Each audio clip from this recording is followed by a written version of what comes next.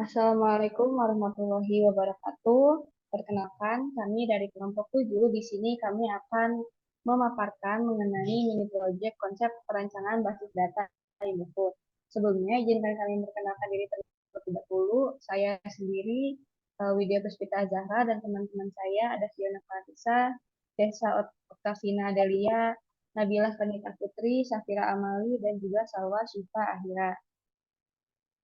Indofood sendiri merupakan suatu perusahaan yang memiliki banyak sekali produk, di mana produk tersebut nantinya akan dibeli oleh retailer dan juga akan diantarkan oleh Indofood sendiri. Oleh karena itu, kami akan membuat konsep rancangan basis data transaksi mulai dari pembelian hingga pengantaran di PT Indofood. Next. Nah, problem domain.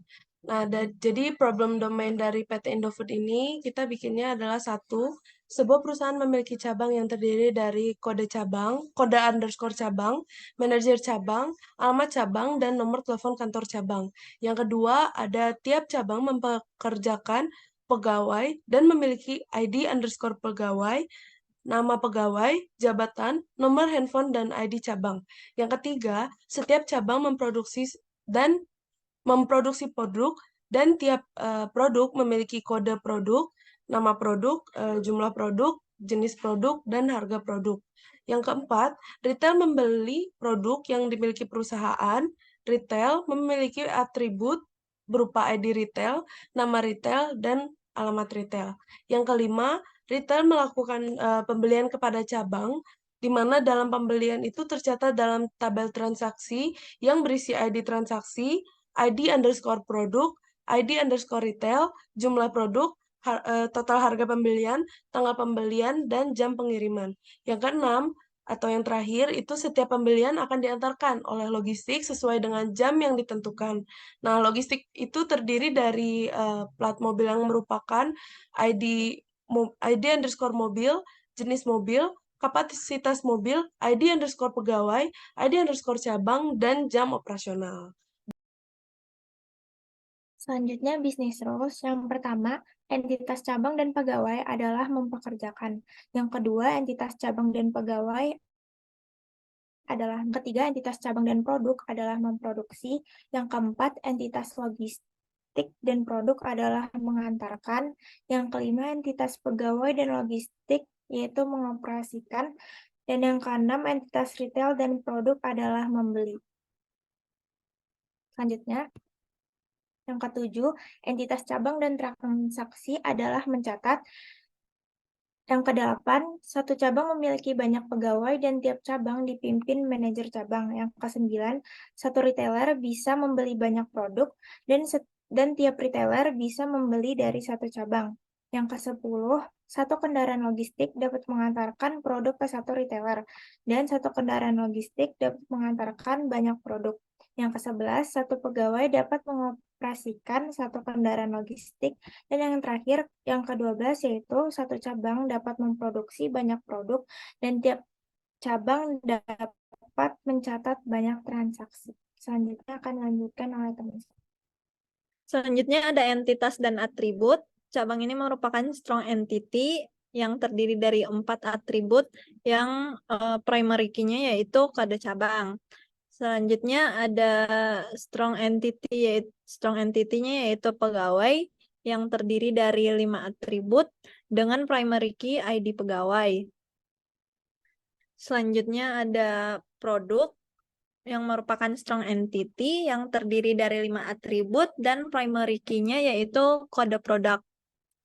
Selanjutnya yang keempat yaitu retailer yang merupakan strong entity yang terdiri dari 3 atribut dan primary key-nya yaitu ID retail. Lalu ada logistik yang merupakan weak entity yang terdiri dari 6 atribut dan primary key-nya yaitu ID mobil. Lalu weak entity yang terakhir yaitu transaksi terdiri dari 8 atribut dan primary key-nya yaitu ID pembelian. Selanjutnya saya akan menjelaskan flowchart yang dimana customer memulai pembelian lalu mendapatkan pembelian yang diinginkan. Untuk yang pertama permintaan start dulu, lalu permintaan produk, lalu dilemparkan ke factory apakah pesanan tersebut tersedia atau tidak. Dari permintaan produk tersebut ditentukan jumlah permintaan produknya, lalu dicek lagi kembali ke factory-nya untuk mengecek ketersediaan produk. Lalu setelah itu pada customer mengisi formulir pesanan, lalu menginput data pesanan di factory. Selanjutnya, apakah pesanan tersedia? Jika tersedia, maka factory membuat permintaan produk. Lalu setelah itu pesanan terkonfirmasi. Setelah terkonfirmasi, PT Indofood menyiapkan produknya di factory. Lalu setelah produk disiapkan, produknya pun diproses tergantung dari permintaan customer dan dibawa ke logistik untuk memilih kurir. Setelah memilih kurir, pesanan dibagi berdasarkan alamat dan tujuan, lalu konfirmasi order, pesanan diantarkan ke customer, lalu setelah diantarkan sortir alamat dan pesanan pun sampai ke tujuan. Baik, selanjutnya di sini ada IRD, di mana IRD ini akan menunjukkan relasi dari tiap entitas ke entitas lainnya. Di mana di sini kita memiliki entitas cabang, di mana entitas cabang ini berelasi dengan entitas pegawai, yaitu memiliki relasi one to many, di mana relasinya adalah mempekerjakan. Kemudian yang kedua, entitas cabang juga memiliki relasi dengan pegawai, di mana relasi tersebut adalah one to one dengan relasi yaitu manage. Selanjutnya di sini entitas cabang juga memiliki relasi dengan produk, di mana relasi tersebut one to many, di mana cabang tersebut pastinya memproduksi sangat banyak produk. Selanjutnya di sini ada relasi dari pegawai dan juga logistik, di mana mereka memiliki relasi one to one. Relasi tersebut adalah mengoperasikan. Selanjutnya ada entitas produk dan juga logistik. Entitas produk dan juga logistik memiliki relasi yaitu one to many, di mana logistik ini bisa mengantarkan banyak produk. Kemudian selanjutnya ada relasi dari produk dan juga retailer, di mana produk ini nantinya akan dibeli, atau retailer ini akan membeli banyak produk. Jadi retailer bisa membeli banyak produk.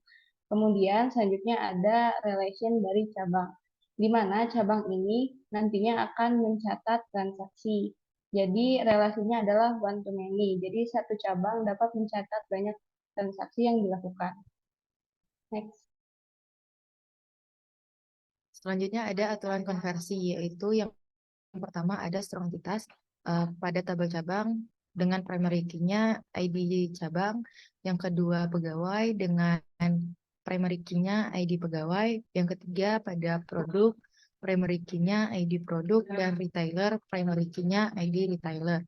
Selanjutnya ada weak entitas, yaitu logistik dengan primary key-nya ID mobil, transaksi dengan primary key-nya ID transaksi. Selanjutnya ada one-to-one relationship, yaitu yang pertama manage dan yang kedua mengoperasikan. Selanjutnya ada one-to-many relationship, yaitu mempekerjakan, mencatat, membeli, mengantarkan, dan memproduksi. Selanjutnya ada multi-value attributes, yaitu nomor telepon. Next. Nah, selanjutnya ada pada tabel relasional. Bisa kita lihat pada tabel pegawai memiliki tabel ID pegawai sebagai primary key, nama pegawai, jabatan, nomor handphone, dan juga ID cabang. ID cabang ini berrelasi kepada tabel cabang yang mana ID cabang sebagai primary key-nya. Selanjutnya ada pada tabel transaksi, yaitu ada ID transaksi sebagai primary key-nya, ID produk, ID retailer, ID mobil, jumlah produk, total harga, tanggal, dan juga jam pengiriman. Bisa kita lihat ID produk ini berrelasi kepada tabel produk yang mana ID produknya sebagai primary key. Pada tabel transaksi ID retailer berrelasi kepada tabel retailer. Dan juga pada ID mobil berrelasi kepada ID mobil pada tabel logistik. Selanjutnya pada tabel logistik ada ID mobil sebagai primary key, jenis mobil, kapasitas mobil, ID pegawai, ID cabang, dan juga jam operasional. Pada ID pegawai berrelasi kepada ID pegawai di tabel pegawai dan juga ID cabang berelasi kepada ID cabang pada tabel cabang. Oke, next. Baik, selanjutnya ada normalisasi. Di sini ada normalisasi 1NF, di mana sebelumnya itu sudah ada beberapa tabel seperti tabel cabang dan lainnya. Di normalisasi 1NF ini, kita akan mencari primary key-nya. Yang pertama, pada tabel cabang sendiri, kita akan mencari mendapatkan primary key yaitu ID cabang. Kemudian lanjut di tabel produk, di mana kita mendapatkan primary key-nya itu adalah kode produk. Kemudian pada tabel pegawai, di mana primary key-nya adalah ID pegawai, dan pada tabel transaksi adalah primary key-nya adalah ID transaksi. Kemudian tabel retail adalah ID-nya adalah ID retail. Kemudian tabel logistik dengan ID dengan primary key yaitu ID mobil. Nah, pada normalisasi 1NF ini masih belum normal gitu ya, karena di sini kita bisa lihat pada tabel transaksi di 1NF ini ada transaksi yang double. Jika dilihat pada tabel transaksi tersebut, kita bisa mengetahui bahwa ada dua retailer yang melakukan pembelian terhadap dua produk. Namun di sini pembelian tersebut kita catat double, yaitu ada pembelian F02 dan juga pada ID produk F013 dan pada ID produk B02 dan F01. Sehingga kita lakukan normalisasi yaitu dengan memisahkan data tersebut. Boleh di next. Nah, di sini kita bisa lihat bahwa pembelian yang tadi itu pada F02 dan F013 serta B02 dan F01 itu sudah dipisah sehingga tabel ini sudah normalisasi dan selanjutnya dapat dimasukkan ke dalam database. Kemudian implementasi tabel kode BMS. Yang pertama, kita harus melakukan create database terlebih dahulu dengan rumus sebagai berikut. Kemudian yang kedua yaitu membuat create tabel dengan rumus-rumus berikut ini. Bisa di next. Nah, kemudian ketika kita akan membuat berbagai tabel, kita menggunakan rumus insert into. Berikut ini adalah tabel untuk produk. Bisa di next. Dan ini adalah tabel untuk dengan rumus yang seperti sebelumnya. Bisa di next lagi. Nah, berikut ini tabel untuk pegawai. Bisa di next lagi. Dan yang terakhir adalah tabel untuk transaksi dengan rumus yang sama. Untuk hasilnya, soal pertama menampilkan semua pengiriman pada tabel transaksi yang dimulai setelah jam 12 siang. Berikut ini rumus dan hasil yang telah dilakukan. Dan untuk soal yang kedua menampilkan semua pengiriman yang dilakukan untuk produk minuman yang melakukan pengantaran pada tanggal 5 Juni 2023 sampai 9 Juni 2023. Kemudian ini rumus yang kita lakukan dan akan muncul apa yang telah kita cari. Nah, soal yang terakhir itu menampilkan jenis mobil yang memiliki kapasitas 100. Di sini rumus yang diterapkan dan ini adalah hasilnya. Baik, sekian presentasi dari kelompok kami. Semoga dapat bermanfaat bagi kalian semua. Terima kasih. Wassalamualaikum warahmatullahi wabarakatuh.